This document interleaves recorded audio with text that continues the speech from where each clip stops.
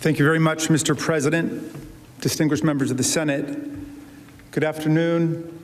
My name is Jamie Raskin. It's my honor to represent the people of Maryland's 8th Congressional District in the House and also to serve as the lead House manager. And Mr. President, we will indeed reserve time for rebuttal. Thank you. Because I've been a professor of constitutional law for 3 decades, I know there are a lot of people who are dreading endless lectures about the Federalist Papers here. Please breathe easy, okay? I remember well W.H. Auden's line that a professor is someone who speaks while other people are sleeping. You will not be hearing extended lectures from me because our case is based on cold, hard facts. It's all about the facts. President Trump has sent his lawyers here today to try to stop the Senate from hearing the facts of this case. They want to call the trial over before any evidence is even introduced. Their argument is that if you commit an impeachable offense in your last few weeks in office, you do it with constitutional impunity. You get away with it. In other words, conduct that would be a high crime and misdemeanor in your first year as president, and your second year as president, and your third year as president, and for the vast majority of your fourth year as president, you can suddenly do in your last few weeks in office without facing any constitutional accountability at all. This would create a brand new January exception to the Constitution of the United States of America. A January exception.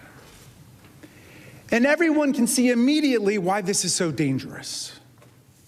It's an invitation to the president to take his best shot at anything he may want to do on his way out the door, including using violent means to lock that door, to hang on to the Oval Office at all costs, and to block the peaceful transfer of power. In other words, the January exception is an invitation to our founders' worst nightmare. And if we buy this radical argument that President Trump's lawyers advance, we risk allowing January 6th to become our future. And what will that mean for America?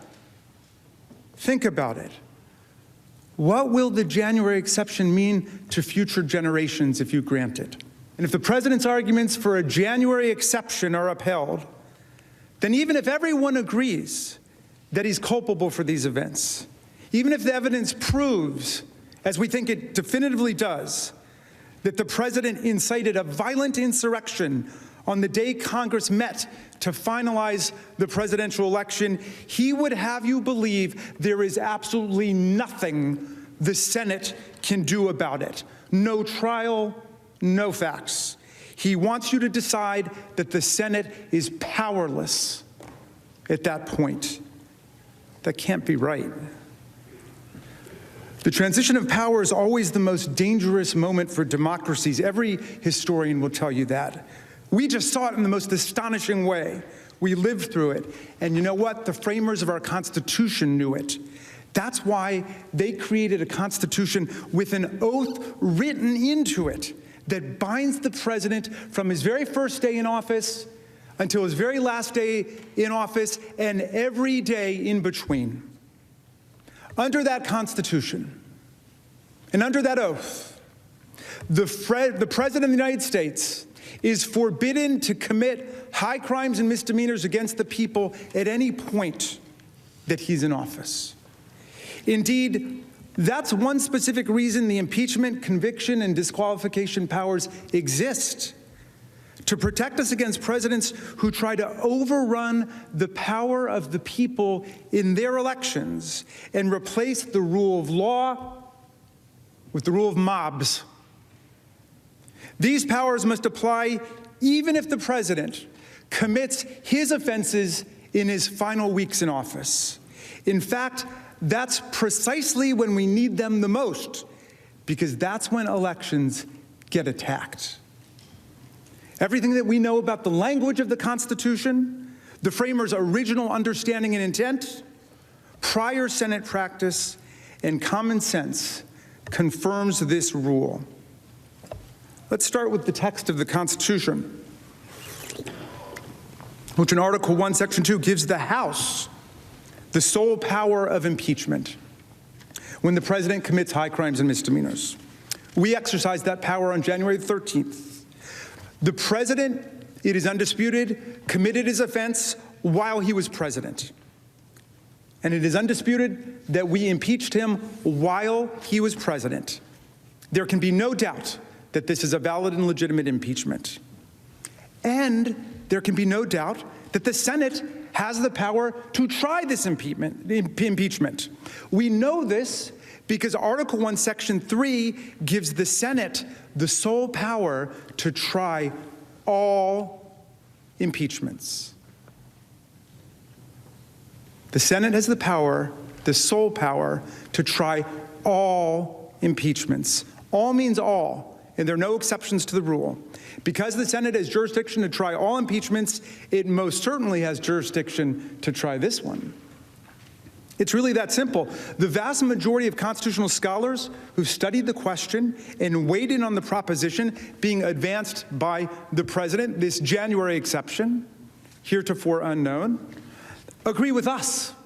And that includes the nation's most prominent conservative legal scholars, including former 10th Circuit Judge Michael McConnell, the co-founder of the Federalist Society, Stephen Calabresi, Ronald Reagan Solicitor General Charles Freed, luminary Washington lawyer Charles Cooper, among hundreds of other constitutional lawyers and professors. I commend the people I named, their recent writings to you in the newspapers over the last several days. And all of the key precedents, along with detailed explanation of the constitutional history and textual analysis, appear in the trial brief we filed last week and the reply brief that we filed very early this morning.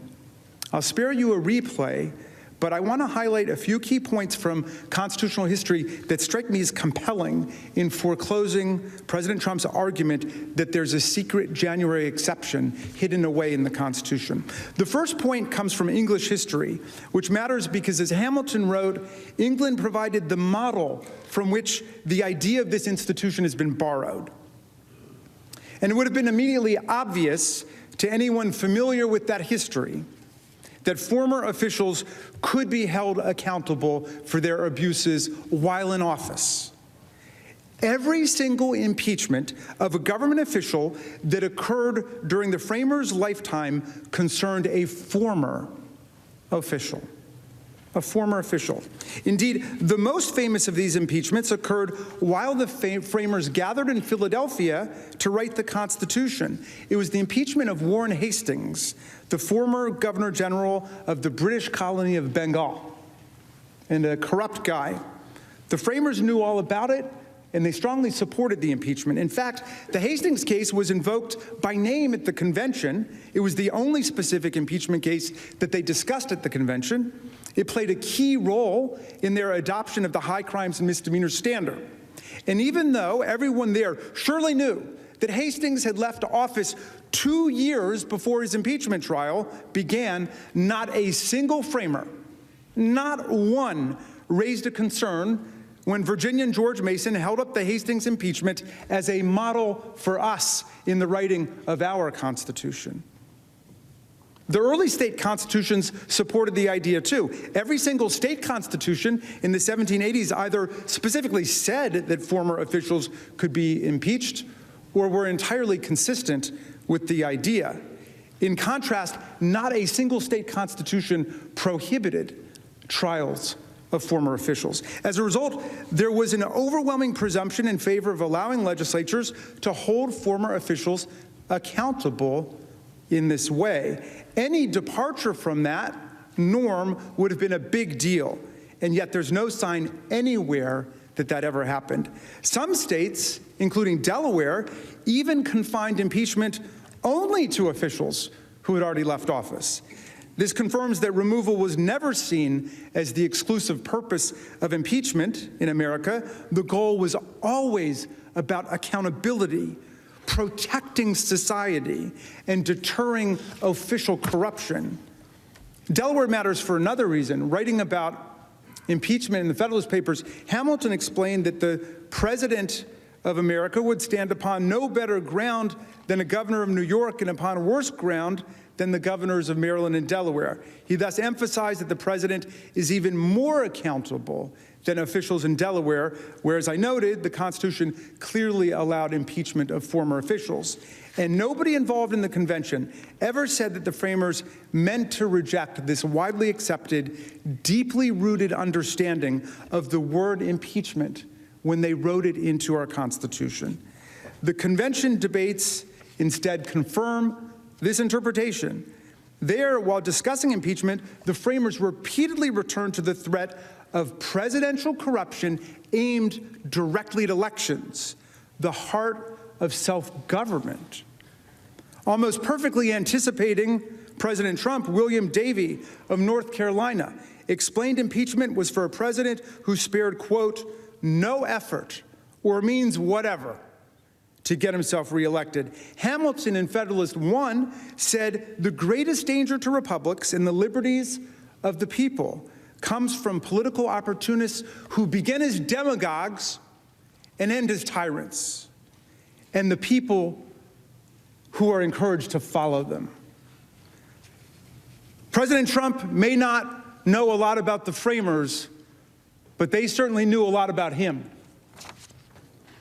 Given the framers' intense focus on danger to elections and the peaceful transfer of power, it is inconceivable that they designed impeachment to be a dead letter in the president's final days in office, when opportunities to interfere with the peaceful transfer of power would be most tempting and most dangerous, as we just saw.